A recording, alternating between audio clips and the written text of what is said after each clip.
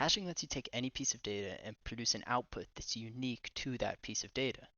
The same way you could take a person's fingerprint and have a unique identifier for that person, hashing lets you have a unique identifier for any piece of data. Now, you may be asking yourself, is it really any piece of data? And to clarify, while some hashing algorithms truly have no upper limit, others do. For example, the most popular hashing algorithm, SHA-256, has an upper limit size of 2 to the power of 64 minus 1 bits, which comes out to approximately 2.3 exabytes. But as far as I'm concerned, that's a fake compute unit. So to put it into practical units, that's over 19 million copies of GTA 5. So even if you choose a hashing algorithm with an upper limit, it's so astronomically large that in practice you would never hit it. I can almost guarantee that you would hit a memory constraint before you would hit the upper limit of the hashing algorithm. So for all practical intents and purposes, hashing algorithms take an arbitrary sized input. This could be anything from a single word all the way up to 19 million copies of GTA 5. When you run the input through the hashing algorithm, you will get some output.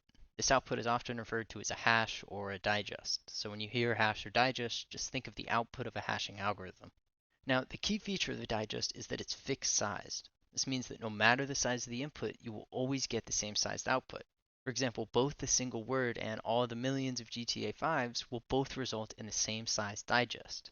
The example you see now has a digest size of 256 bits or 32 bytes. The exact size of the digest will be determined by the specific hashing algorithm that's used.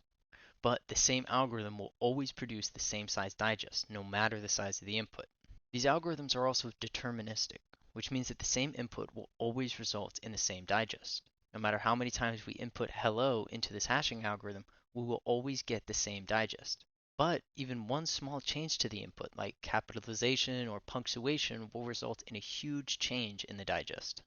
The final defining characteristic of a hashing algorithm is that they are one way.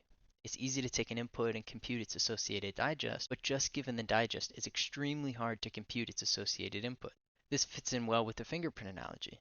Given a person, it's really easy to take their fingerprint.